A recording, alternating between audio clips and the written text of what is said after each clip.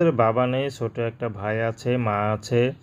তো নুসরাতের বাবাটা মারা যাওয়ার পরেই নুসরাতের মা একটা পাইকারি ফুলের দোকানে মালা গাঁথতো। মালা গেঁথে যা পায় তা দিয়ে সংসার চলতো। সেখানে রোজ হিসাবে টাকা দিত। তো এখন মা যেতে পারে না, তো নুসরাতই যাচ্ছে। নুসরাত গিয়ে সকালে যায়, ২-৩ ঘন্টা কাজ করে এসে পড়ে। যা পায় তা দিয়ে কোনোমতে বাজারটা করে পেটটা চলায়। কিন্তু নুসরাত এখন বিয়ের বয়স হয়েছে, বিয়ে শাদী করবে, কিন্তু অভাবে সংসারে কে তাকে বিয়ে করবে? যারাই বিয়ে করতে আসে তারাই যৌতুক চায়, আর ভালো ঘরে বিয়ে করতে গেলে আজকাল অনেক টাকা পয়সা লাগে, যেটা নাকি নুসরাতের আর্থিক অবস্থা দিয়ে পোষাবে না।